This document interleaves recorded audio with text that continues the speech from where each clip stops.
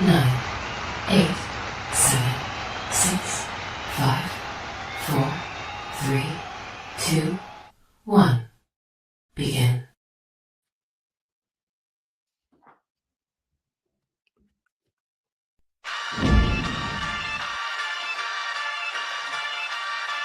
In the city of Philly, where the birds take flight, Eagle swag on the rise each and every night.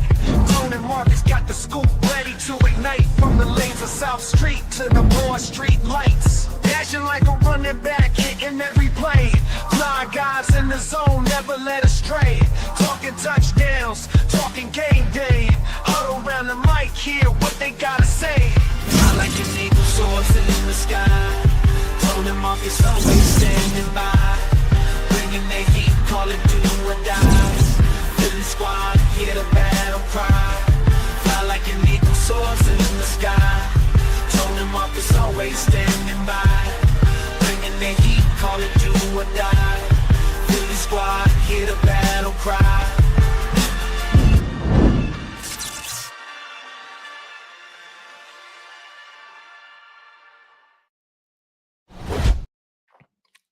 What up? What up? What up? What's going on, folks? What's good? What's Therapy good? session. Is it? Tuesday night therapy session for your Is it? Philadelphia. I don't know. Therapy might. I don't know. That maybe. I'll roll with it. You know, because sometimes, you said something to me right before we started. You said, "I got a feeling tonight it's gonna be a lot of feelings involved." And I Yep. said, when is there a stream when my feelings are not involved? When am I ever not speaking from corazon, my heart? When am I ever not speaking from it? And we got some things to get into. Y'all know what the vibes are. Y'all know where our baldies be. Y'all tune into the Bald Eagles podcast. He's Markus Thomas. I'm Tone DeShields the second. Make sure you guys smash that like button. Make sure you guys are subscribed to both channels. I repeat, make sure you guys are subscribed to Pro Fan Talk. Right? Go subscribe to Pro Fan Talk. Very important for you to do that. Go subscribe. And also make sure you're subscribed to Chalk It Up Sports. You feel what I'm saying? I appreciate y'all as always. So let's not waste too much time. Y'all know what your job is here. Kick your feet up, relax. Make sure the kids is ready for school in the morning. Make sure their lunches are packed. You know what I'm saying? Whatever you got going on, put it to the side. And I think, if I'm not mistaken, we spoke about this. I think Hard Knocks dropped tonight, right? Yeah. So, I may watch it, I may not. We'll see. But let's get into it. Obviously, it's Tuesday. We're coming off of the Eagles' well-deserved loss to the Chicago Bears. They're currently on a 2-game losing streak. Yeah, we got belt to ass. For sure. For sure. And it's funny, they actually got beat the way they've been beating teams for years. Just by running the ball down your throat and not stopping it, not keeping it going until you stop it. Their offensive line was much better than our offensive line. By far. So where do we begin? Let's start with the most hilarious news. Let's start on a light note. Kevin Patullo's house was egged over the course of the weekend. Was it yesterday? Or was it over the weekend? Yeah, see, that's not light to me. Because I remember, and I'm going way back. Mm-hmm. I remember when they threw rocks and stuff at Mitch Williams' house when he gave up the home run in the World Series. Right. And I'm like, when you've been married long enough and you and the wife purchase your first home and you got some idiots doing some knuckleheadedness like that, I hope they catch them kids and beat the brakes off of them. Because I'm sure that dude got kids. I believe Kevin Patullo got children. Mm-hmm. And it's just, when you come to somebody's home, you can talk all the shit you want to. You can call them names. You can say you want them fired. Right. All of that stuff. But when you come and you damaging property and you taking it to the next level, because to me, that's personal. Because you're not thinking about what it can do, the harm it could do, all of that type of stuff. Like, nah, you don't play with that. You don't play with it. And let me be honest with you, that's a big reason why Philly gets such a bad name. Because even now, we got people that still, to this day, will still bring up the damn snowballs at Santa Claus. Well, for the record, that happened in Jersey. So just want to make sure people understand that happened in New Jersey. But it's associated with the Eagles, though. You know what I mean? I know. Whether it's snowballs, whether it's batteries, whether it's I was with the Eagles when they had the jail underneath the vet. Mm-hmm. You know what I mean? So rumors aren't always false. Mm-hmm. Sometimes those reputations are earned. The problem is it gets spread to the people that don't deserve it. So, like, I remember when a couple years ago, that's 2 years ago now, when Fred Warner's wife said what she said. And then everybody was acting like they was, are you scared to go to Philly? Like, nah. And then shout out to whoever that dude was, the 49ers fan. I was like, listen, like, this is what you expect. And if you can hold your own, if you can take it as much as you dish it out, you shouldn't have no problems in Philly. And that's the long and short of it. But guys like that did that stuff to Patullo's house, that's bullshit. That's crossing the line right there. And you don't do that. Yeah, I'm gonna try to toe a line here because, and I know I may be in the minority. I'm a little indifferent. And again, my job is to not just give you guys my opinion and my perspective, but it's important for me to be honest with myself, no matter how I feel about it. I think it's more important to me to be honest with myself before I say something that I don't mean or say something people want to hear. I don't want nobody coming to my house for no reason, especially if you're uninvited. I don't need nobody breaking windows. I don't need nobody slashing tires. And just so I understand, they just egged this house, right? Apparently. Okay. Throwing eggs. Okay. So I don't want nobody coming to my house slashing tires. I don't want nobody breaking windows. I don't want nobody hot wiring my car. I got my car stolen before. I know what it's like to be violated at your home. I know what it's like. I got my home broken into quite a few times living in the projects in Philly. I know what it's like. I say all that to say, listen, man, the gig is the gig. Nah. We're gonna have to agree to disagree on that one. And I'm cool. And I was prepared for that. Because I was prepared for that because I remember throwing eggs on Halloween, TPing houses. I remember those. And here's the problem with that. Here's the problem with that. Okay. That means go ahead. Would it be acceptable if we were top 15 in the league in offense? You said, would it be acceptable? Would it be acceptable if we was top 15 in the offense? Well, I don't think there would be any complaints if they were top 15. That's my point. Actually, I think top 15 is still low for them, but nonetheless. Correct. That my point is that his house has nothing to do with what's going on the field. You're right. And again, you're right. As bad as we've been looking, mm-hmm. Every game we've had opportunities to win, but we've had a failure of execution by who? Players. There we go. And I told you, I've mentioned this before. Your little cousin could call the plays. And if everybody on that offensive line executes like they're supposed to execute, that play is going to be a success. I hear you. That doesn't absolve him, though. Not at all. And we can. I'm not saying, we've talked about this, right? I'm not saying one thing is more important than the other. We talked about the offensive line issues. If the offensive line was playing well, he could hide behind that, run the ball, easy. You know what I mean? Like, I'm not trying to say one problem is more important than the other.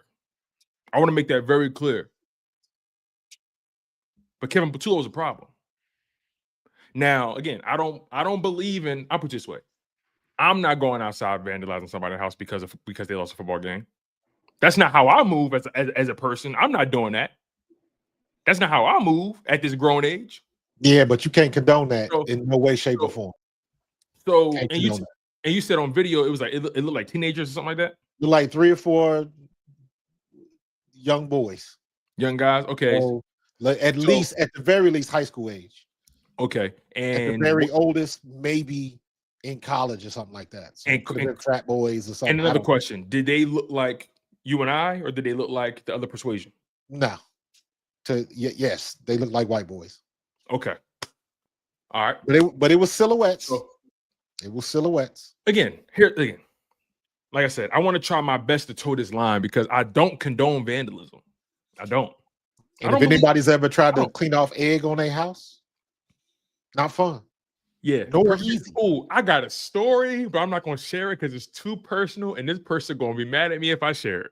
And I got to see this person in real life. So I got to your point, cleaning egg off your front porch or cleaning egg off the front of your house is difficult, especially when it's cold outside. Don't make your dad mad at you, bro. Especially, no, it was not my dad, but nonetheless, just know cleaning egg off your house in the wintertime is difficult. Cleaning it off your house in the summertime, it's a little easier. Yeah. My mom in the live chat right now, she laughing because she know what I'm thinking about. My mom in the live, Carolyn Palmer, 2903. She right there. She know what I'm thinking about. All right, mom. So, but I'm gonna leave it there again. I'm grown. I'm 30 years old. I'll be 31 this year. I don't condone that stuff. I don't believe, like, that's not how I move. That's not in my DNA. But I'm sorry, man. Like, hey, sucks, man. You know, and again, this didn't happen in week 4 or week 5 or 6 or 7. This has been compounding. They've given him grace. Yeah. They've given him grace. Yeah, that's I don't care. That's out of bounds, bro. And my dad is in the chat too. He said, so do I. I know about the egg, and it's no fun to clean off. So my parents are on your side. Yeah, you don't. It's like I'll say it like this: when it comes to football, keep it football, right? Keep it on the field. Keep it in the stadium. If you go, all of that stuff, man. I agree. Keep it. And again, I understand my experience is going to be different, but to me, yeah, for sure, I'm trying to think of a good comp. That's like you had a bad game, and then some fan decides to come in and disrupt you and your family's dinner. Mm-hmm. You know, you having dinner, and they just want an autograph, and then they want to get into, oh, what happened with that play, and it's like, dude, like, no, don't do that. And some people take it to the next level where it doesn't, like, bro, I'm with my family. This ain't the time. I'll put you this way. I used to work in property management. And I worked for the largest real estate company in the city of Philadelphia. Right? And you deal with a lot of personalities. And even when I think I'm doing the best I can, it's somebody that believes I'm not. And no, hold on. And I've had to deal with certain things because of the nature of my job. Doesn't mean that they were right or justified. Unfortunately, comes with it sometimes. Now, again, that's not something I would do. I'm not going to sit. If I found out my son did that, I'm kicking his ass. Because now you're embarrassing me. You're embarrassing me now. See, a lot of the times kids just do stuff and they only worry about themselves. I grew up in a household where no. I'll embarrass you before you embarrass me. Absolutely. So again, I don't condone that, and I wish it didn't happen because that's annoying. Now, let's not pretend he out there cleaning it up because he ain't. Hey, yeah, Stanley Steamer, we need you to hit the front of the house. Yeah, but that's an irrelevant point. You shouldn't even have. No, it is. I'm talking tongue in cheek at this point. I know. So I don't condone it, It's weird. It's corny. It's low. It's immature. I'm just telling you that It's immature. there are no buts in this conversation. It's immature. Okay, no buts. None. Although There are no buts in this conversation. There are no buts. All those, well, but however, what had happened was none of that. However, None of that. I hope they find them kids and beat the brakes off of them, because you making Philadelphia fans look bad. And if you come in my house and throwing rocks and throwing eggs and shit, let's keep it eggs. It's eggs. It's only eggs. Let's keep it there. It's only eggs. Eggs nothing. Eggs nothing. Nah, don't do that. Don't disrupt somebody's yard. That's invading somebody's house, man. That's invading my home. I know. And I got a lot of people in the chat. I got my guy Eric saying, "Tone, read the room and move on." Hey, listen, bro. This is my room. You're in my house. This is my room. Matter of fact, this is Markus Thomas and Tone DeShields' room. Man, because I don't like that. I don't like the national. I guess the national perception of Philly. Everybody thinks fights only happen in Philly. Yeah, I did a video last year. Mm-hmm. I got to find this video. I did a video last year, and I highlighted all of the fights in the stadiums in every NFL city but Philadelphia. Right. Dallas, they drugged somebody. They was dragging this dude on the bathroom floor.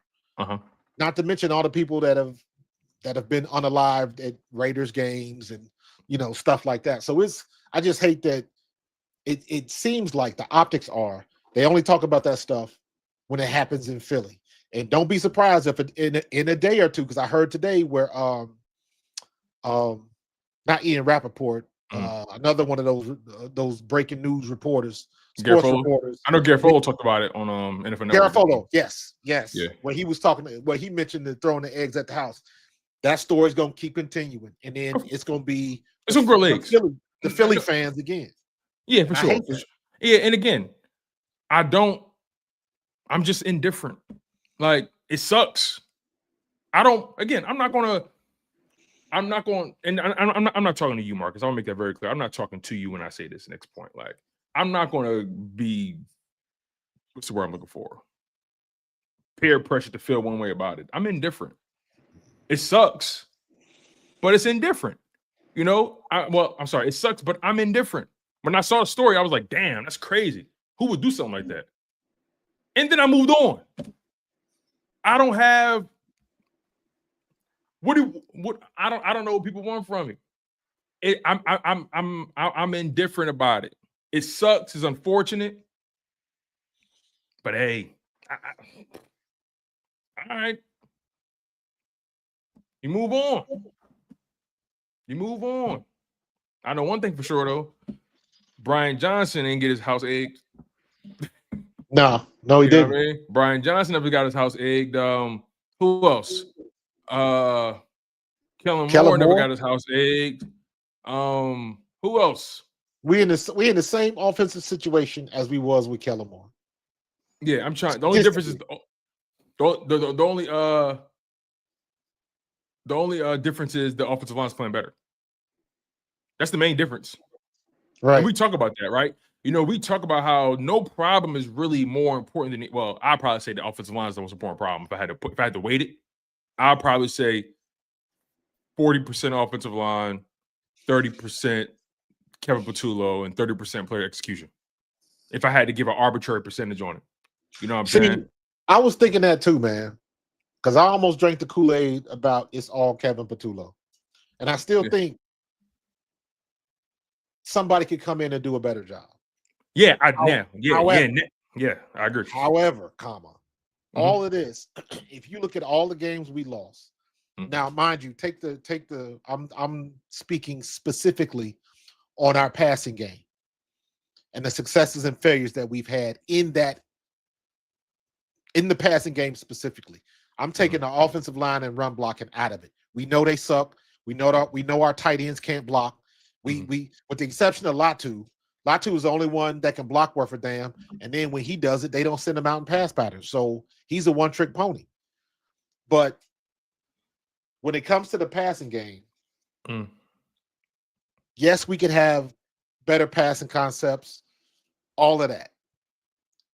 However, you got to deal with the hand you've been dealt. And Jalen Hurts, if he makes a couple of throws, I think I said this like 3 games ago when we lost to the Giants. I remember you said this. You They said were like 3 throws from Yeah, a you whole s- different. I'm trying to remember. Was that maybe that was a Dallas game? You basically mentioned, I can't remember exactly when. I know exactly what you're talking about. This is coming off of the 2-game losing streak to Yeah. Denver and New York, and you basically were saying, look, if you really look back at that, if you really look back at those games, what separates it is maybe about 4 or 5 plays of execution. Correct.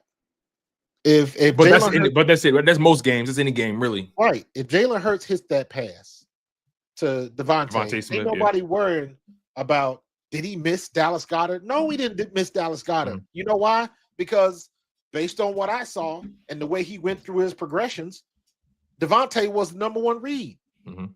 So when he turns his head to look at 1, if 1 is covered, then you go to 2, then 3, then back to 1.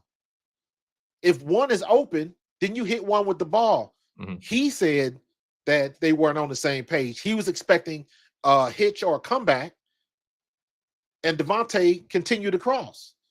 So if they're on the right page, we're not worried about Dallas. He didn't, in my opinion, he didn't miss Dallas. Right. He just didn't get to it because read number 1 was open. At least that's how I take it. And you take the shot that's in front of you. And this goes Correct. back to my point, because I know player execution is super important, right? Because the Eagles have been executing for a while.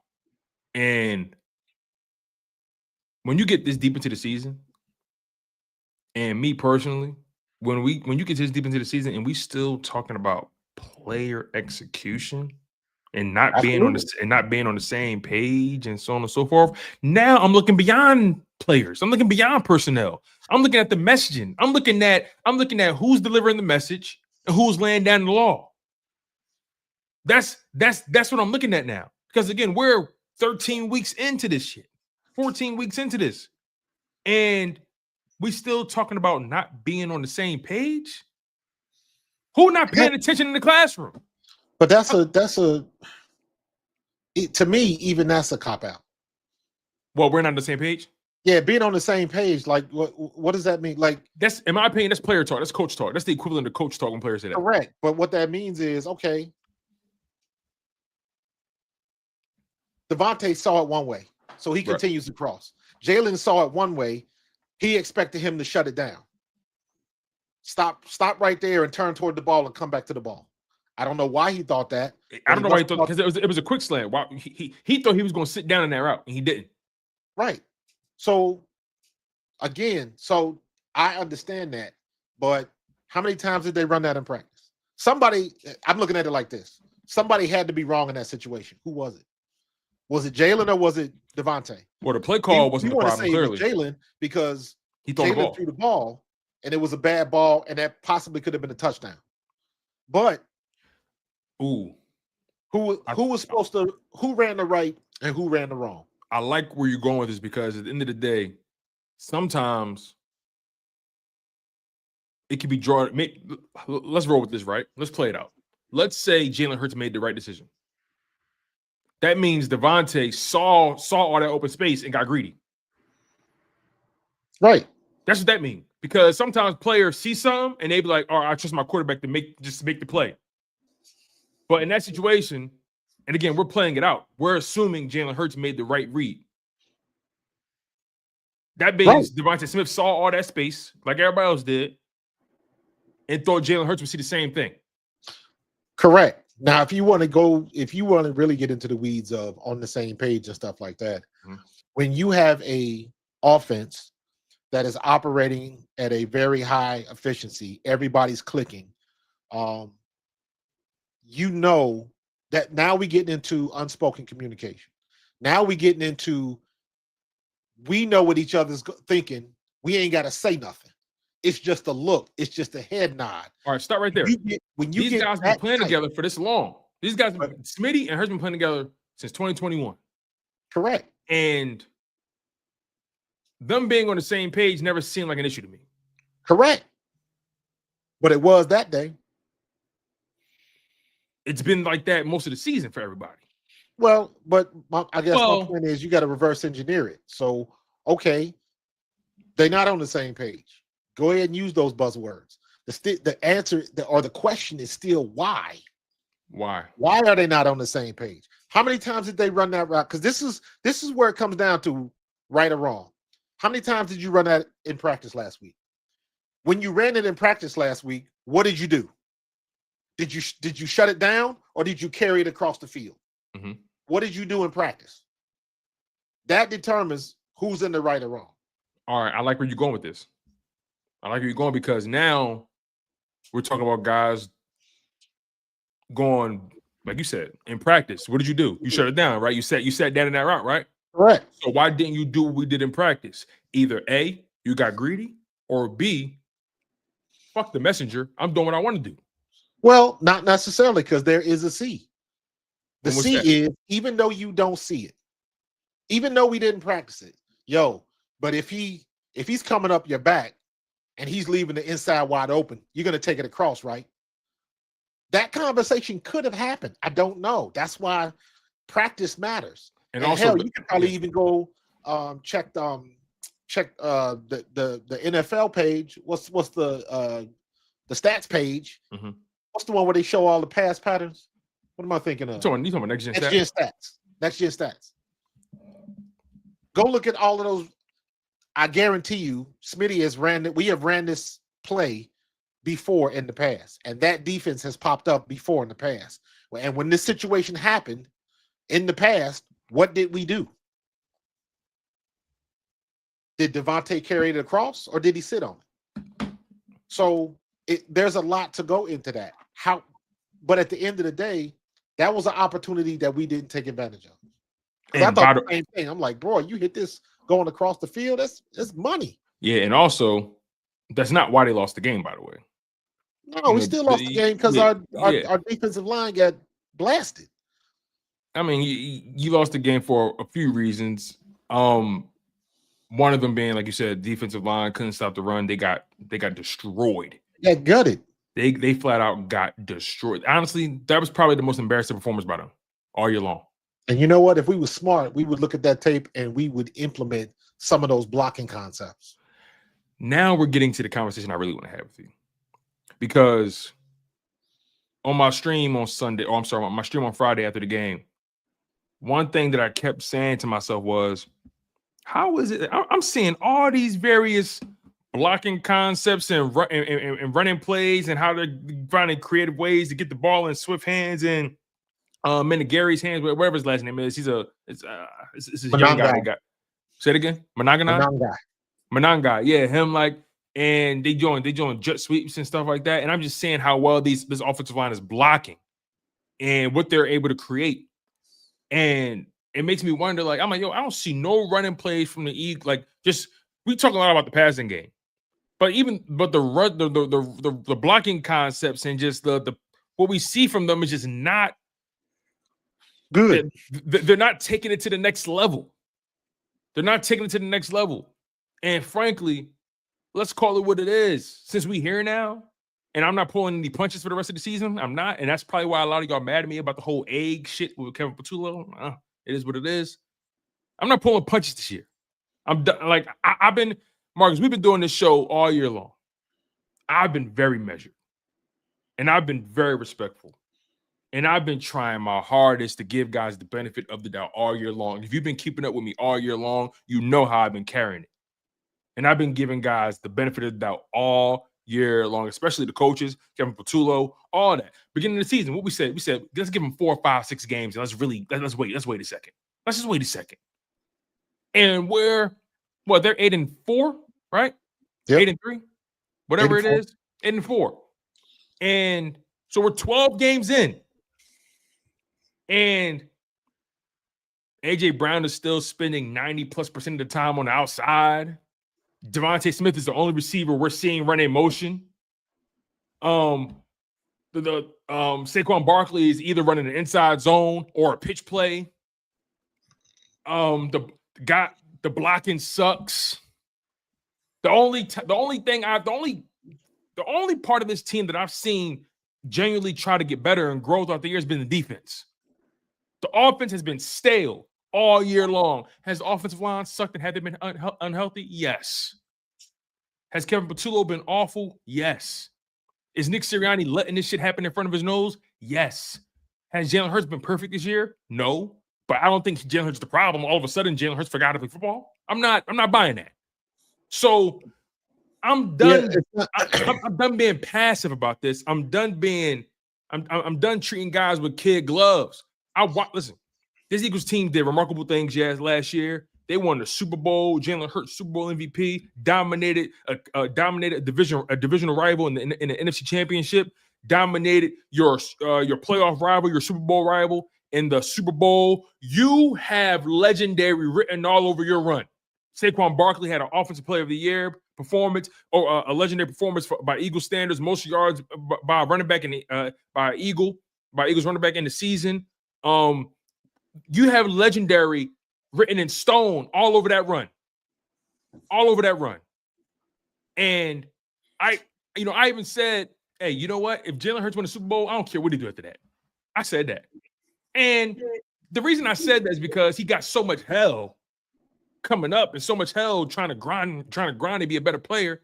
That's how I felt about it. And to an extent, I still feel that way because of how people already saw him for his career. He did more than most guys wish they could do.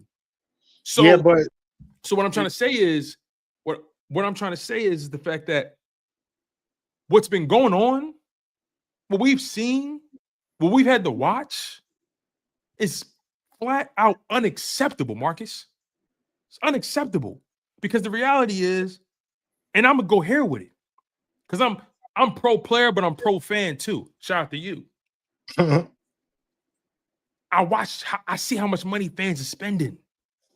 I see the ticket prices going up.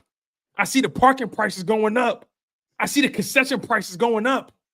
I see so many things.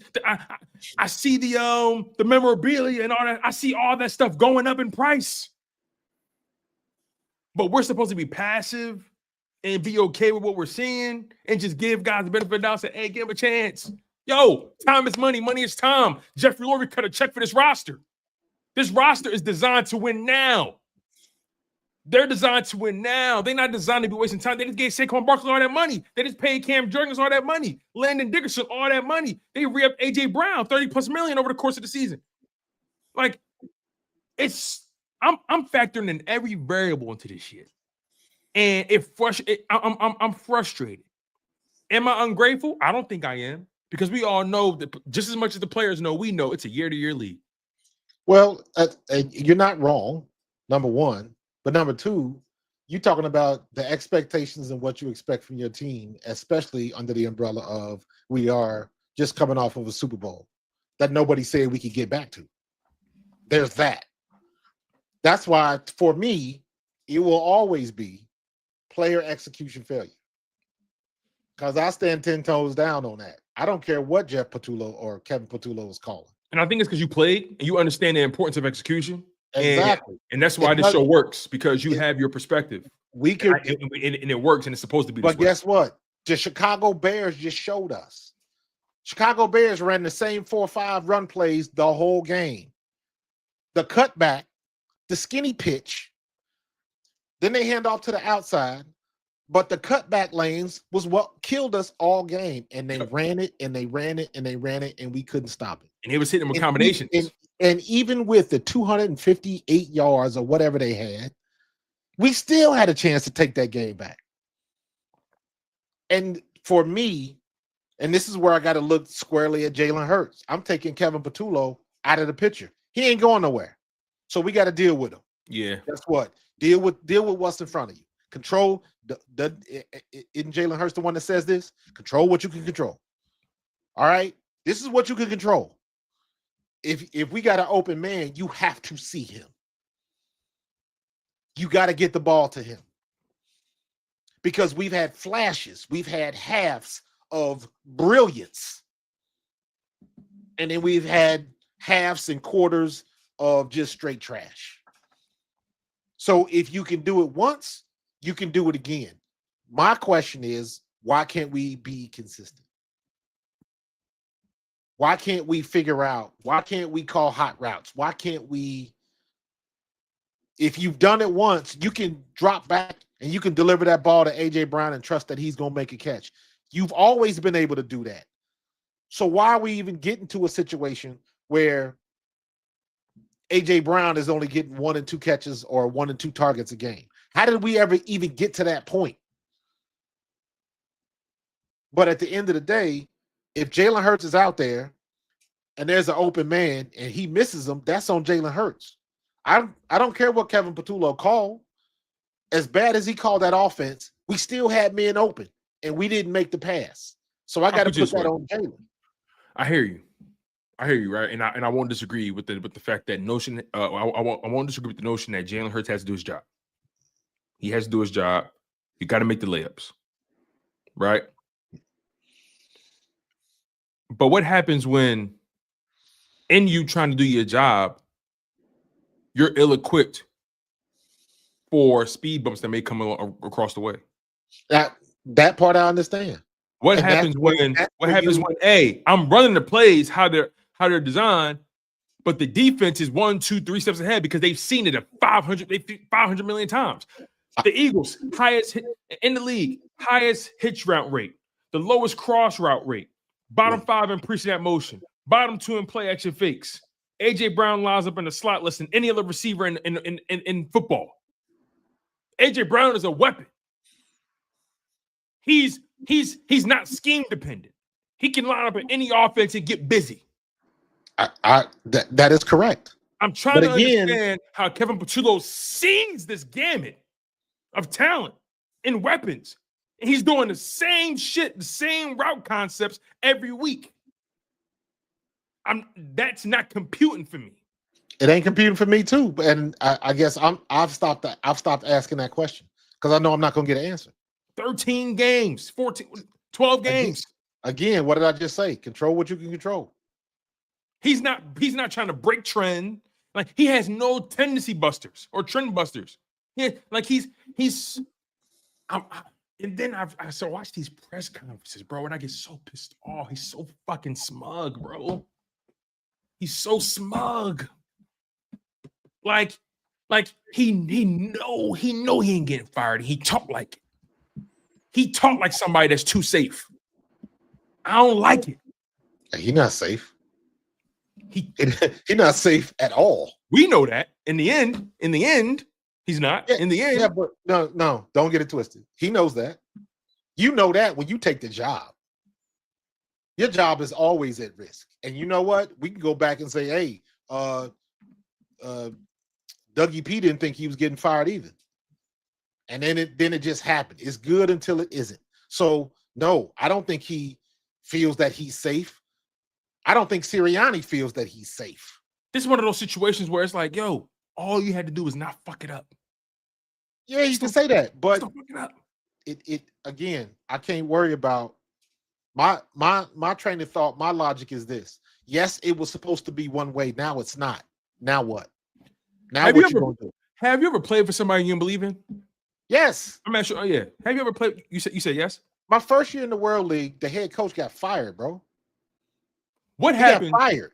Now let me ask you this: How does that affect your performance on the field when you're playing for somebody you don't believe in?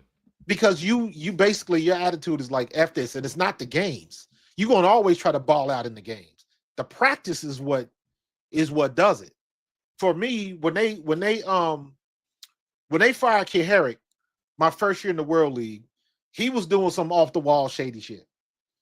There's some prerequisites and some things that you know as players. Mm-hmm. If we going in practice, I'm not cutting my teammate.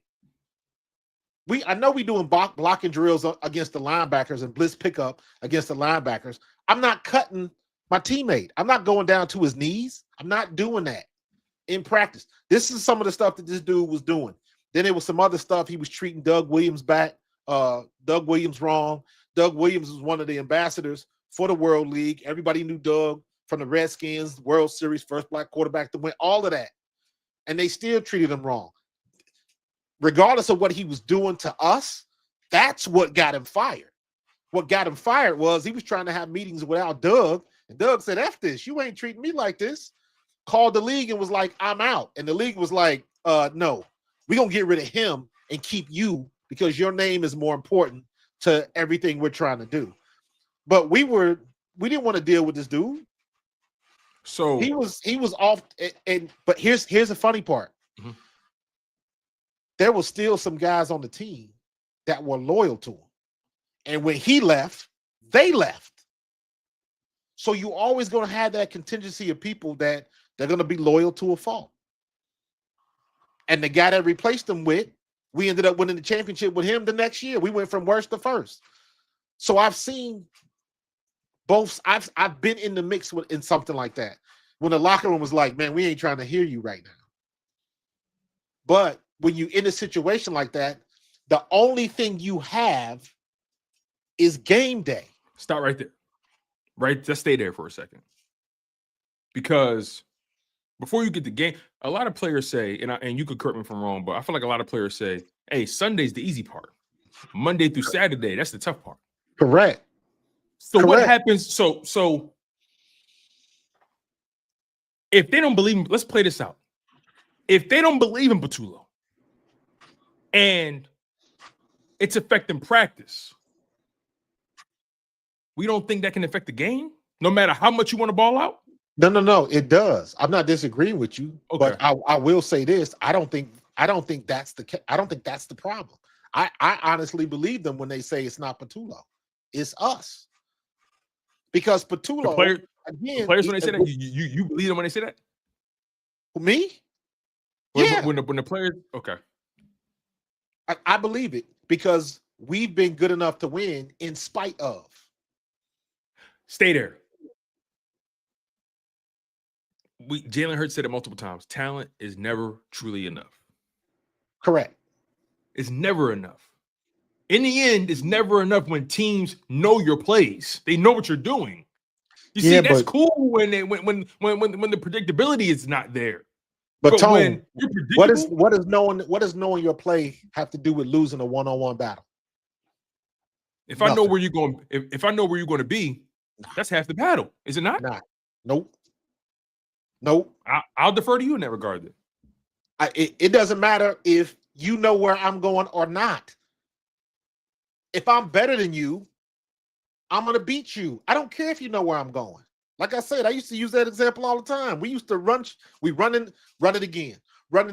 Defense, we running right here. And the coach would say, you got him, run it again. We run it right here. We're going to run it till we get it right. And we got it right. How much does good coaching and bad coaching have on your margin of error? A lot. Kevin Patullo gives them no margin for error. Yeah, but also when you're at this level, mm-hmm. The prerequisites are you know what you're supposed to do. Right. You know, and again, Kevin Patullo ain't got nothing to do with Landon Dickerson not sustaining that block. Yes. It ain't got nothing to do with Tyler Steen and Fred Johnson falling down on a block and letting the guy come in and get a tackle for a loss. It ain't got nothing to do with Cam Jurgens being a turnstile at center. That has nothing to do with Kevin Patullo. Them dudes, Jordan Mailata should be able to do that stuff in his sleep.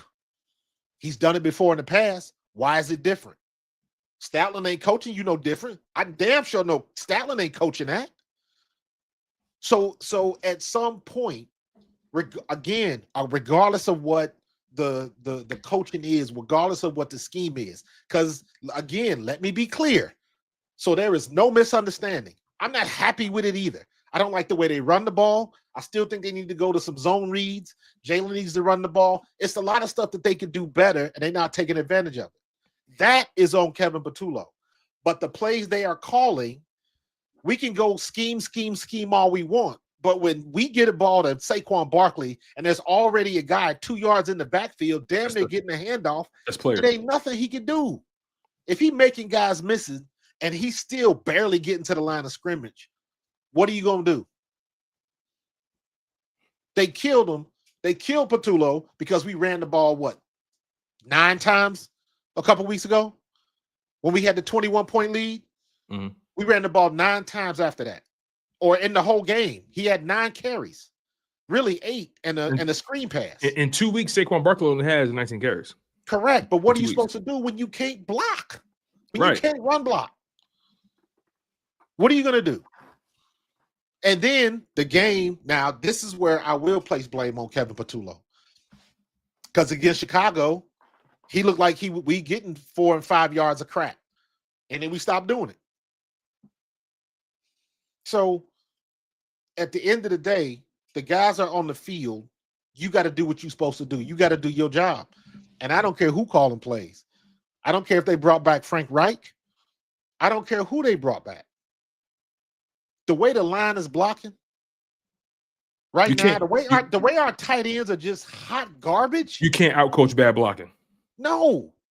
So there is literally nothing. Why are we going to give Saquon the ball? To get him hurt? So then, okay. Because again, like, and this is why this is frustrating, because you talk about one, not you, but like we talk about one problem, and it's like all this stuff is just connected. Like it's a domino effect, bro. This stuff is connected at the hip. Like all this stuff is conjoined quadruplets. Like they're not conjoined. It's a Jenga tower. This thing is nasty. It's messy, and one block out of place, the whole thing tumbles. It's just, for me, it's just like, yes, the offensive line has been hurt. And when all else fails, we all knew that the Eagles could run the ball. That's one thing we all knew. When all else fails, they can run that rock. This is the first season in a while where I'm like, yo, we look handicapped. Yeah. And we are in a situation. To your point, right? No, hear me out real quick. To your like, okay, running the ball not working, you passing the ball, right? So let's stay there. All right. So I want to play it out step by step. You can't run the ball. You're struggling with that. All right. You're passing the ball more. That means the ball's in Jalen Hurts' hand more. That means Kevin Patullo's role expands on a play-by-play basis. Mm-hmm. He gets exposed when, and I'm talking about Kevin Patullo. He gets exposed when those passing plays start to rack up. And it looks like guys are beating receivers to their own routes consistently. They're watching the film. They're watching they're watching it all. And remember last year when people talked about the Eagles, they was like, the Eagles don't really run too many different plays. They're not that complex. They're just really, really good. That's what everybody kept saying last year.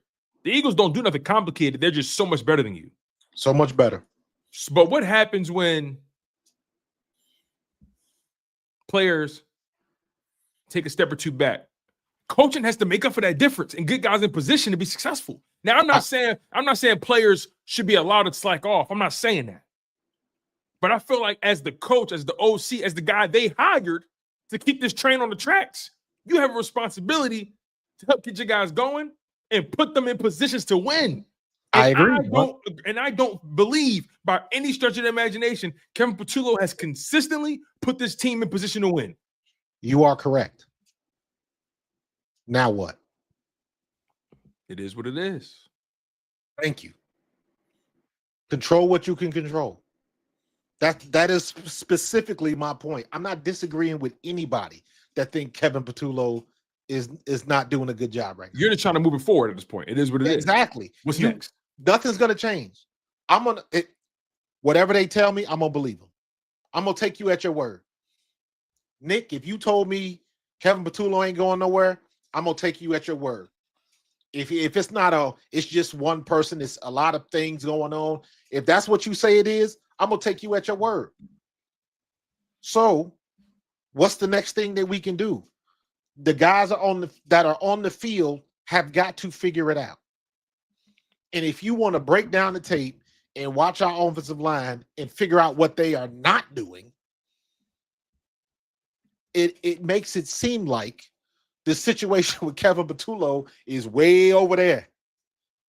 Because the problems that they're dealing with is like, come on, you was Pro Bowl last year. Now you can't hold the block. And that's scary to me. How That you scares going? me. I saw one play. Dickerson and Mailata double team. Mailata reaches up for the linebacker. And as soon as he goes up to the linebacker, I know what Dickerson you're talking about. loses his block. Dickerson loses his block. They both left the dude. They both left him thinking one person Right. was going to stay. Like, and this goes back to the conversation that's happening in these film rooms. What are they talking about, Marcus? That's what I don't know. I can't answer that because there was a point in time where they were doing it right.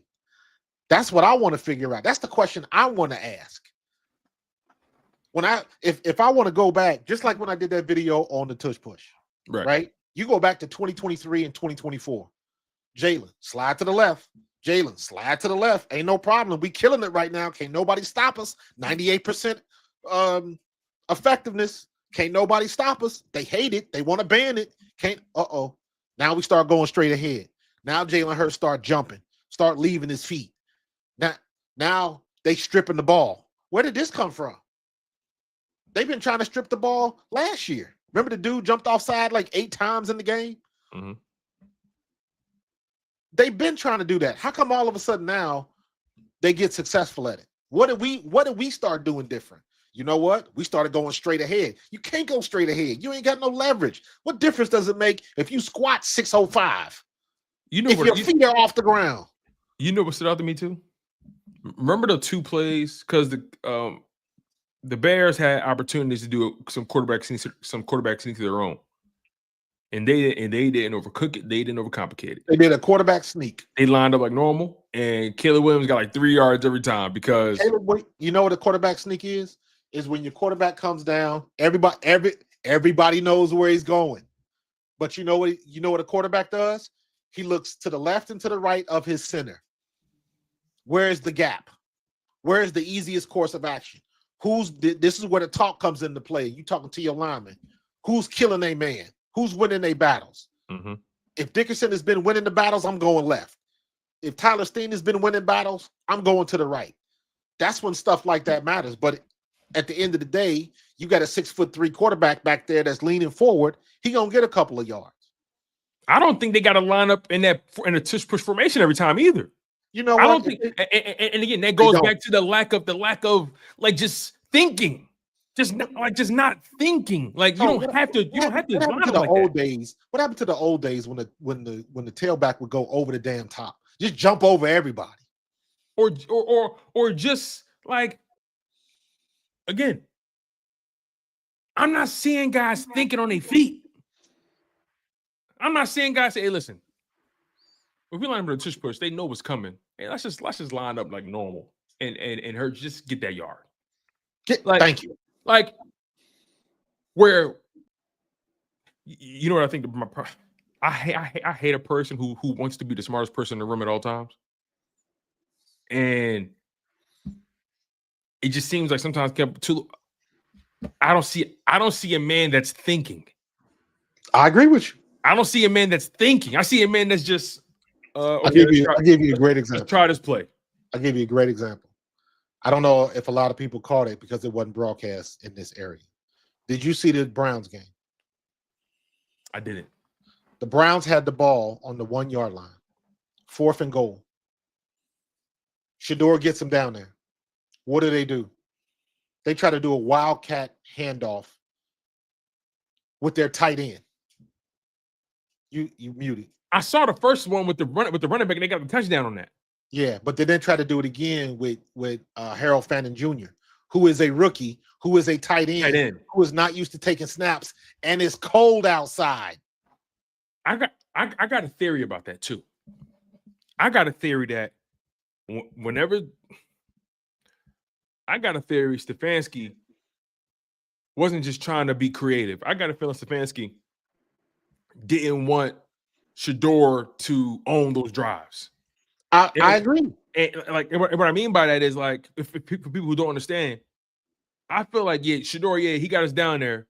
Let's take him off the field in the red zone so he don't get the touchdown. He don't get the stat. Why would you do that in the cold? The weather was horrible. The wind was up. He had a couple passes get away from him.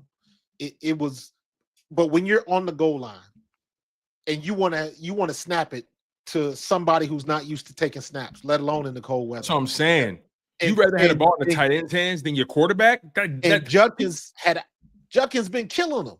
Had over 100 yards. He the best player on the team right now. And they did something like that. But I mean, I'm saying that to say that you have a recipe. How about you give the ball to your 6'1", 230-pound running back that runs a 4.3? How about you get the ball to him and let him get 1 yard for you? Rather than we don't have to do the brotherly shove every time. You don't. And now that people are pinching down, you can run the variation, you can run the jet sweep off of it, all the stuff that we tried to do before, do it now. You got to do something to keep people off guard. And that's my problem. Kevin Patullo is not doing anything to keep anybody honest. No. Nothing. I was watching Ben Johnson calling plays, and I'm seeing the man that's thinking. I'm seeing the guy that's trying to exploit. I'm seeing the guy that's actually coaching. And you know what's funny? Chicago passed like crap that game. They were horrible in the air. Horrible. Was terrible in the air. But we could not stop the run. But all I saw was double teaming and that tackle reaching up to the linebacker, and them cutback lanes was pretty. Wide open, like bro. And DeAndre Swift, they kept running it and they kept cutting it back, and we kept over. You know what? We weren't even over pursuing. Wide open like a cheap hooker. We wasn't even over pursuing. They were just getting the backside blocks and letting the running backs do what they do best. And then we had that one little stretch, and everybody was like, damn, where was this at the whole game? AJ and Jaylen going off. This is what we, how come we see glimpses of it? Like, where does this come from? And how come we can't tap into that anymore? That's why I don't buy the notion that all players aren't executing. Like, if you're not executing, like, you don't just turn it on. You tell me this all the time. You like, well, let me be clear. Turn it on. When I'm talking to, let me be very specific. When I'm talking about execution, number one, I'm talking about our offensive line. Right. Number two, I'm talking about our tight ends by extension, which is our offensive line. And number three, Jalen Hurts has not played that bad. However, there have been enough times where he has had an opportunity to get the pass off and keep the drives moving, and he didn't. That's the problem. The opportunities that we do have, in spite of the bad offensive scheme, the bad blocking, when we get those opportunities, that just makes them more valuable. And when it comes, you got to take advantage of it. And when you don't get it, it hurts you even more. It hurts you even more. And that's why the Jalen Hurts disrespect is so illuminated, because the opportunities are so, people recognize that because of this coaching and because of what they're doing offensively, the opportunities are so far in between that when you miss it, everybody see it's a bigger deal than you can watch any football game. Players are going to miss receivers all the time, or quarterback, excuse me. But because of what's going on with the Eagles, it's super inflated because they recognize this offense has been so inconsistent. So when they finally got a shot and they don't make it, they don't. Again, that goes back to my conversation about margin of error with this team. Margin of error. Kevin Patullo gives them no margin of error. Gives, like, at the very least, I expect a good coach to give you an edge. I don't expect a good coach to take you over the top, maybe, but I expect a good coach to give you an edge. Well, he can't give us an edge. The only problem is he only gives us an edge for a half. Like Sean McVay, he gives. Matter of fact, them years when the Rams would start off slow, whatever, and then they would still find a way to sink into the playoffs, but they weren't dominant, but they were coached well enough where they were able to be good teams and get into the dance. They can surprise you. Right. Sean McVay, him alone gives you an edge. Kyle Shanahan gives you an edge. Ben Johnson, clearly, he's given that roster is pretty much not entirely, but that roster, the Bears roster is. I thought they had a good roster last year. I don't think that roster is that much different. And you see the difference between coaching. You see the difference in how guys respond when they believe in somebody that's telling them what to do. We've all been in school. We've all worked for various companies in our life. When you got somebody that's ahead of you or above you that you don't believe in, it affects your performance. Absolutely. It affects your performance. And I don't care what these players say. All they can do is take accountability for themselves. That's what they're professionals. That's what they're supposed to do. I think if you lock them in a room, you say, yo, what's really going on? You know what they say? Yo, he don't know what the fuck he doing.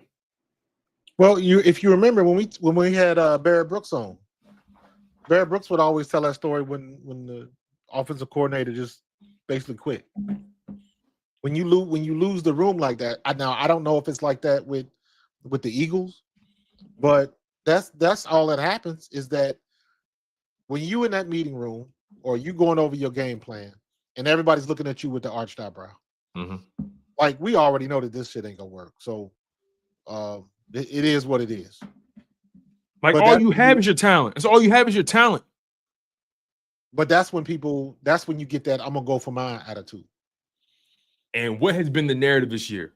For example, AJ Brown, or even Devontae Smith and Jalen Hurts miscommunicating on that route. Yeah, Devontae, I'm gonna go for mine. Possibly. And look, Devontae not a selfish player, but he's a wide receiver at the end of the day. But you know what? I even me and Seth was going back and forth because I saw Seth's comments and I was like, dude, it was like after that conversation he had with Jeffrey Lurie, and now you complaining because now he's not saying anything. Oh no, I don't agree with that notion. Like that. I was like, you damned if you do, you damned if you don't. Yeah. I was about to say that's a catch-22.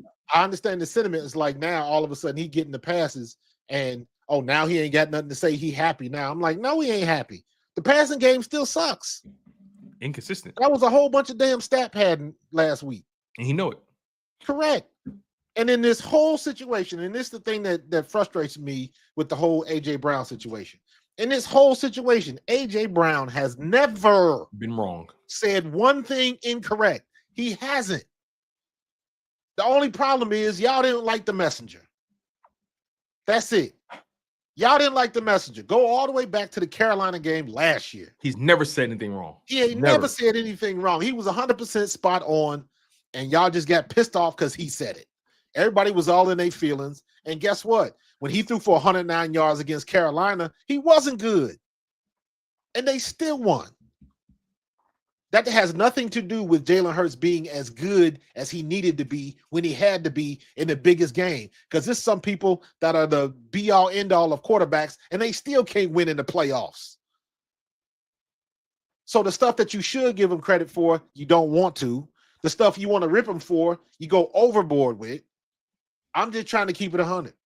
As much as I love Jalen Hurts, and that's my QB1, I will ride for Jalen Hurts. But as somebody that played in this league, you still got to keep it 100 because tape don't lie. You missed that guy. You should have made that throw. If you make those throws, we are having a totally different conversation, regardless of Kevin Patullo know what he's doing or not. That pass was open. You missed that open receiver. All of that stuff. That is what the QB1, that's the crown that he wears. He got to deal with it, whether it's Kevin Patullo's fault or not. And I give him credit for even saying it. I know it's going to come to me. Mm-hmm. But when everybody else say it, he's a stand-up guy and all. Miss me with all of that because the energy ain't the same when it happens to Jalen as opposed to everybody else. I agree with you, and I'm so Matt glad Stafford was y'all boy, and they got ran by damn Carolina. Mm-hmm. And I've been telling people about Carolina all year. I said, listen, they coming. I just bet on them too soon. 2 picks in 3 plays with a pick 6. Yep. Yeah. They got pounced on. Let's see if they keep that same energy. Right. Everybody gets a turn. Our defense gets a turn. Our defense been playing ball out, and they've been paying their half of the rent all year. And we got.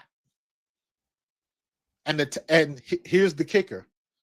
So now the defense needs the offense to score points. And we couldn't do it.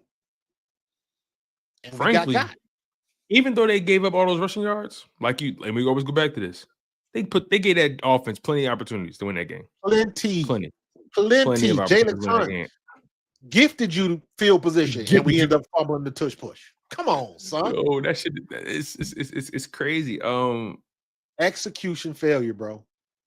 I will continue to say it like this: as bad as Kevin Patullo is, as bad as you think he is, every game that we have lost this year, all 4 of those games, we still had opportunities to win.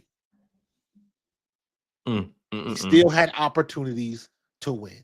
This was the first game where we got our asses whooped, and we still had an opportunity to win. Yeah, at the line of scrimmage for sure. Yeah. So I look at it from the standpoint of, do we need? We're not getting a new offensive coordinator. That's not going to happen. Do we need one? Yeah. Yes. Do we need one to win these games? No. Because I'm looking at some of the stuff that we're doing and the stupid penalties and costing ourselves drives and all of the dumb other shit that happens. You still got to get through that. So it comes back to, like, remember what I used to say with the defense? Every time the defense gets their hands on the ball, they got to come down with that interception, that turnover. Because those opportunities, what happened in the Dallas game? Zach Bond drops that pick, hit him dead in the hands, and then they go down there and score. That was our opportunity to turn the game. The same thing happens on the offense. Jalen, if you got somebody open, you got to make that throw. I don't care if it's a deep ball, short ball, middle ball. I don't care what it is. If they open and they can keep the drive going and keep the defense on the bench for another 4 plays and give them some more rest, you got to make that throw. And that's what I be talking about. When I watch the games, I'm like, okay, you got to sustain. I'm like, okay, you got to sustain this drive. Your defense was just on the field, back-to-back drives, and they went the distance. And okay, maybe they only gave up 3 points, but your defense was on the field for 15. Your defense was on the field for 25 plays in less than 3 minutes. He was on the field for 25 plays. You got to help them, even if you just get a field goal. Sustain the drive. Sustain the drive. And another thing, the penalties have been egregious, ridiculous. Like, I mean, ill-timed, gut-punching, drive-killing penalties. Dude, we 2nd and 5. AJ Brown, how many times you got to jump off sides, bro? What are we doing? Turn a 2nd and 5 to a 2nd and 10. But they converted it, but still. That's the stuff I talk about. You think they practice jumping off sides during the week? That's an AJ issue. That's my only criticism with AJ. Because those mistakes, like, why are you making that mistake? So there's something, because a lot coaching is telling you what to do, right? We want you to do this. This is what if you see this, they're gonna show you the ins and outs, right? But when you at this level, man, what else are they gonna show you that you haven't seen before? What else do you need to see to know that you got to jump offside? That's a brain fart, bro. They didn't coach that. That's on AJ. Jalen Hurts, you threw the ball too long, or you threw it out of bounds, or it's a bad call and they was waiting for it. That's a you problem. You got to fix that. The times that we run it, you got to run it successfully. Period. You know AJ Brown has 4 false start penalties on the season? Yeah. How many times has that happened in the past?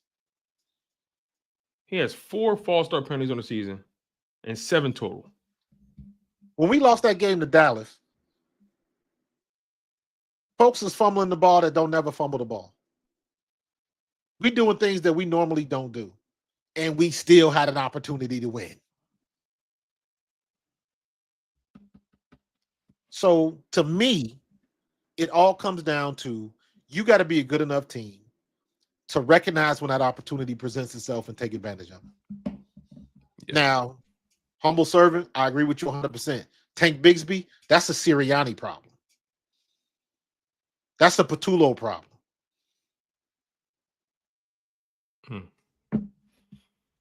So I look at that. Vic Fangio, Jihaad Campbell doesn't get a snap. That's a Vic Fangio problem. Wait, what'd you say? Jihaad Campbell didn't get no defensive snaps. He played special teams like 2 or 3 plays. He did not get. I don't believe he got a snap on defense. I didn't even notice that. For real? Exactly. And they needed help because, Nakobe Dean needed help. I didn't even notice that. But they kept running the ball. Because I should have. Running the ball. They kept running the ball. We knew what they were doing, and I guess they have Jihaad for his speed. They have him out there on pass defense, but they kept running the ball. Look, man. It is what it is. The scary part right now for me. Yeah. Go there. Let's go there so we can close it out. What's the scariest part for you right now? The scary part is how often we are losing the chess match. That's what worries me. We losing the chess match and we shouldn't be.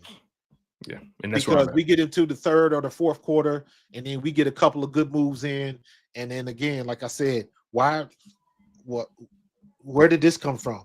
And why haven't we seen it before? If we got to go tempo the whole freaking game, then go tempo the whole freaking game. I don't care.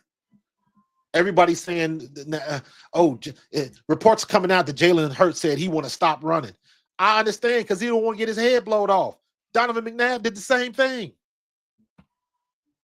He did the same thing. I'm bulking up. I don't want to be a running quarterback. I got to protect myself. So I'm not going to be running as much. Yeah, or at least save it until you get closer to playoffs. Like, you know what I mean? Like, try to save that. I get it because Jalen Hurts is on pick. That's part of the non-turnovers, though. Jalen Hurts has not been bailing out of the pocket. He's taking more sacks because he's staying in the pocket. Remember when people used to get on him because he bailed too soon? Well, now he's staying in. Now, you can push that on to Patullo and Sirianni.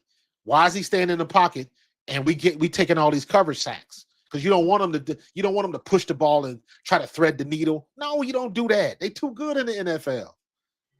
That's what they want you to do. He was doing the right thing, protecting the ball, and the winning percentage when you don't turn the ball over is ridiculous. And we were making that true. The minute you start taking risks, you get got. Because eventually they're going to get you. Ask Matthew Stafford. Ask Jared Goff. Ask Brock Purdy. To your point, you name any. I asked Josh Allen and Lamar. If the Eagles didn't turn the ball over in that Bears game, I bet you they win it. I agree 100%. If they don't turn the ball in that game, I if bet you you they don't win fumble the ball on the goal line, it's a different. The conversations are different. The way you handle yourselves are different. The way the plays you call are different depending on the score of the game. So we had opportunities and we didn't take advantage of them. That's why we losing. And to me, and I'll say it again, as bad as y'all don't like Kevin Patullo, I'm right there with you. However, every time I see Cam Jurgens missing the block, Tyler Steen or that offensive line, or Grant or Calcaterra not blocking the end. Every time I see something like that, I'm like, Kevin Patullo can't help that.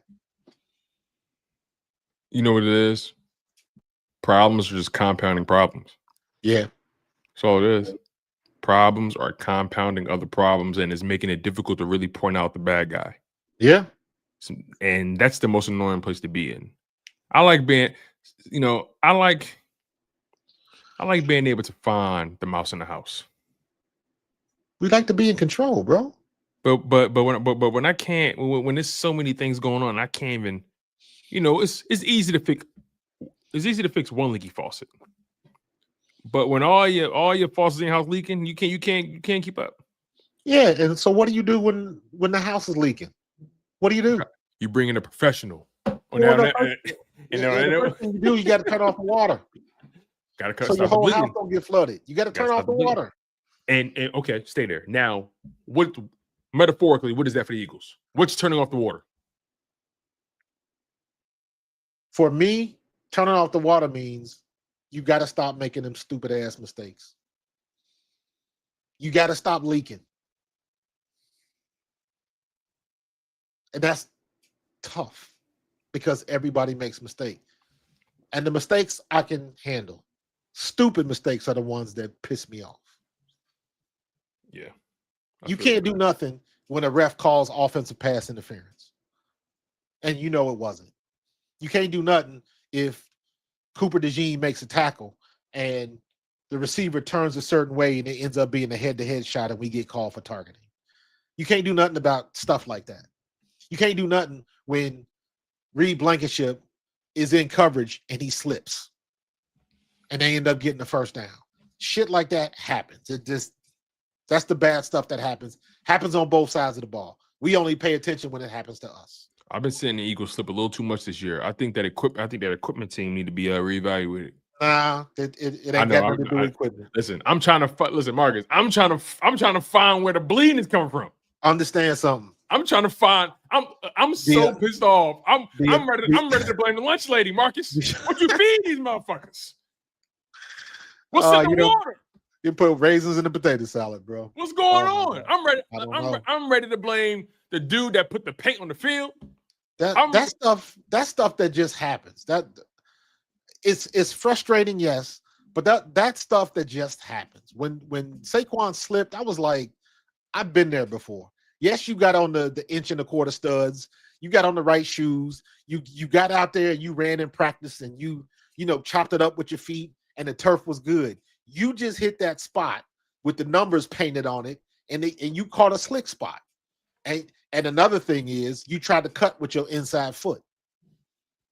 That happens when you're moving too fast and the hole opens and your legs are trying to catch up with your brain. You end up trying to change direction on your inside foot instead of planting on the outside foot. There's something, when you're trying to make it happen as you see it. And sometimes you ain't got time for another step. Sometimes you get it off and sometimes you don't. Yeah. But stuff like that happens all the time. What I'm more worried about is jumping off sides. What I'm more worried about is holding when we get that 20-yard gain or that touchdown. What I'm more worried about is Jalen Hurts hitting that open receiver when he's open and keeping the drive going. That's what I'm worried about. And also, Kevin Patullo, you want to do me a favor? Figure out how we can get our tight ends to block better. Do that. Because you getting Jalen Hurts killed out there because his backside is exposed, and now everybody knows it. So let's go through these super chats, bro. Yeah, let's go through the super chats and close this thing out, man. Yeah, man. Where we at with it? Start the top, Justin Long. Yeah. He says, fellas, thank you for the super chat, Justin, by the way. He says, fellas, what y'all think about what Foles said about Patullo going to the booth to call plays like Fangio so he can see the whole field? I think that's a great idea, but it comes to what Kevin Patullo is more comfortable with. Well, he comes with in Oregon. It's very difficult. If you've ever been on the sideline of a live game, I don't care if it's Little League, high school, the looks you get at ground level, it's very hard to figure out what's going on. It's very hard to see. Stoutland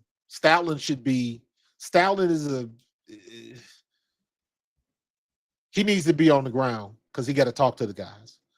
But offensive coordinators, I've seen offensive coordinators in the booth. I've seen them on the ground.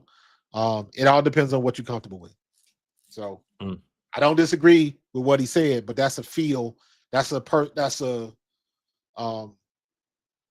your particular flavor. Some guys like to do that. Some guys want to be down where they can talk to people. I need to talk to the quarterback right now. That sort of thing. So, I'm not doing okay right now. I love that screen name. Yeah, I'm scared if they lose again, they might blow his house up. Talk about the eggs. Yeah. I made y'all mad with that take. I made y'all mad. Yo, I made them mad because I'm indifferent, man. I made them sick with that one, man. No, man. You just wait till you get your own house. Because look. I'm gonna tell you right now. If some kids egg my house right now, I'll be madder than a motherfucker. Wait till you get a house. And like me and my wife, we on a corner. So we get a bus stop. Ooh, you had a bus stop. I gotta, I'd have been that guy that had to walk outside while the kids was waiting for the bus stop. And I took my trash can out there. I was like, please stop putting all this trash in my yard. Use the trash can to do something, or I'm gonna call the school. And that's what he ended up doing. And they moved the bus stop. Sometimes you got to be that dude. Don't mess with the. Nah, don't do that. Look. Again, my adult brain. See, I believe as humans we're multifaceted. We should be able to practice some level of duality. Like my man said, Tone, just take that L and keep it moving, bro. Oh no, not enough for me. I'm straight. I have the courage of my convictions, moving, bro. I have the courage of my convictions, baby. Oh my god! And the next one, Green Week Man says you have a team in the Bengals that are far worse offensive line, decent running back, still able to put 200+ yards in the game. This is not acceptable. Yeah, I referenced Joe Flacco many times when it comes to this situation. Because Joe Flacco said when he first got traded to Cincinnati and they played him that first week he was down there. He was down there less than a week. And he said, when you don't know the offense, you find the best receiver on the team and you find a way to get him the ball. He barely know the offense. Hey, where's Jamar Chase at? And you know what he did? He threw slants and more slants. And Jamar Chase caught all of them. So it's not hard to do when you want to do it. It's not hard to do a skinny pitch when you want to do it. This is a copycat league. Just take a little bit. Use somebody else's recipe every now and then, man. Just, come on, Kel. I feel you. All right, what was that? All right, what we got next? William Johnson with the Dubskis. Appreciate you, bro. Appreciate you, man. Appreciate you. Fellas, great content. I'm not a coach nor have any coach talent, period, but played. Whether I had won the championship or not, I still would have had at least one brain cell to change my concepts next year. Dog, who you telling, man? That's what I'm saying. I be wondering what they doing with their time, bro. Like this is gonna be Jalen's legacy, man. Unfortunately, if we don't get an offensive coordinator that's gonna stick around, we need a version. We need an offensive version of Vic Fangio. We need I think it's harder to find that on offense because it is. Offensive coaches are always getting hired, and when you try to go to the next young hot guy, he wants to be a head coach. That's what I'm saying. We need somebody like Vic. We need an OG that's content. That's content, but don't want to move nowhere. We lucked out with Fangio for sure. They're lucky he's from Scranton. Free from Scranton, and the way the whole situation went down with Miami, we got lucky with him. And we got him at the right time. He don't want to go nowhere. So he gonna be here for a minute. We need an offensive coordinator like that. He gonna retire. That can stick with Jalen for 2, 3, 4, 5 years, man. At least to the end of his contract. And that's the thing, man. I feel like we're never going to see Jalen Hurts at the peak of his powers. No, we're not. Because I would even be up for bringing back Doug Peterson. Because I know Doug Peterson can coach quarterback. Yeah, but Jalen was throwing the ball better when Doug was here. That thing went sour. That thing went sour, and that's over with. Yeah, it's water under the dam now. I'm just saying that we got to get somebody that's going to be here for a while. We have to. We can't have a quarterback. We got a quarterback that went to the Super Bowl twice in 3 years. And every time he's had a different offensive coordinator. And he's been underserved. So just imagine what we could do if we had somebody that stayed. It's so underestimated the impact that has on a player's development. You're right. And it's a shame because Jalen Hurts will never get the respect he deserves. Even though he's a Super Bowl MVP, he will never get the respect he deserves until he throws the ball better, until he's averaging 279 yards a game, and until he's putting those stats, until he can consistently throw for 4,000+ yards in the season 2 and 3 consecutive years in a row, they are not going to respect him. The only way they're going to respect Jalen Hurts again is if he goes back and wins another Super Bowl. That's it. Then they're going to bitch about it. Yeah. They're going to say he got lucky. They're going to say he got carried again. They're going to have every excuse in the world. They're going to continue to move the goalposts. And I'm okay with that because I ain't got to listen while I'm shining my ring. Yeah, that doesn't matter. He got to get 2 of them though. Yeah, he got to get 2. Absolutely. All right, what's the next one? Green Wingman. Start to wonder how much Nick is involved in the offense for a CEO coach. For CEO coach. CEO coach. Okay. Watching the game unfold, he never had a flow of the game to guide KP when he gets flustered in play calling. I don't know if I believe that, because I believe sometimes Sirianni might be in his ear. That's just my opinion.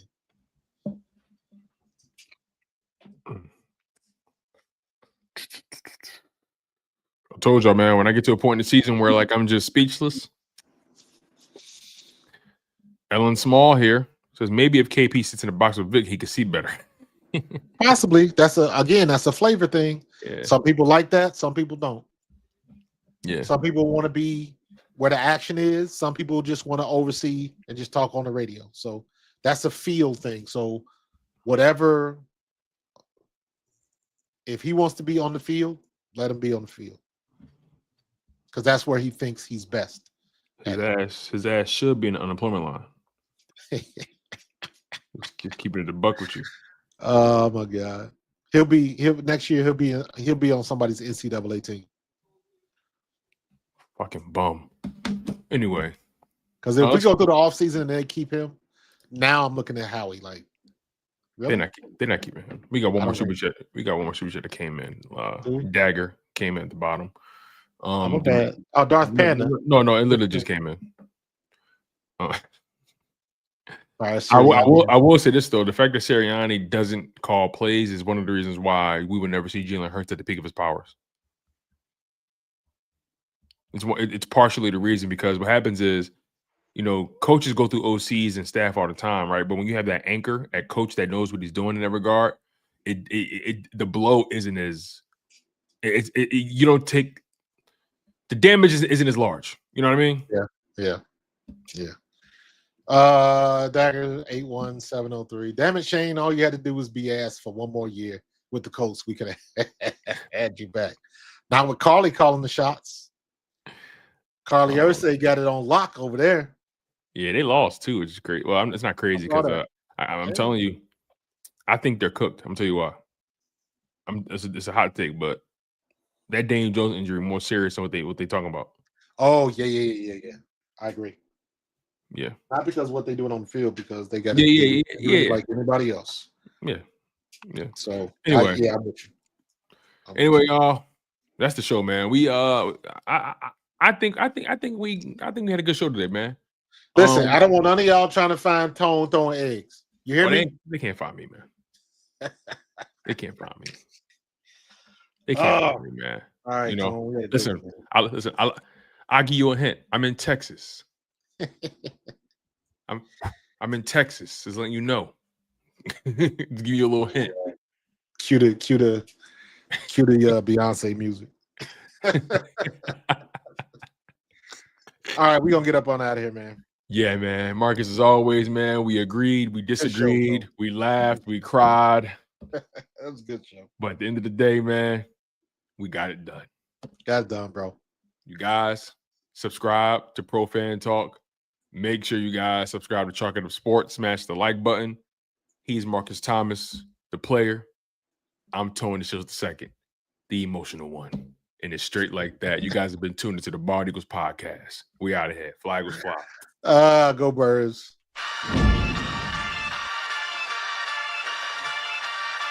In the city of Philly, where the birds take flight, Eagle swag on the rise each and every night. Tone and Markus got the scoop ready to ignite. From the lanes of South Street to the Broad Street lights. Dashing like a running back, hitting every play. Flying guys in the zone, never led astray. Talking touchdowns, talking game day. Huddle around the mic, hear what they gotta say. I like an eagle soaring in the sky. Tone and Markus always standing by. Bringing their heat, call it do or die. Philly squad, get a back.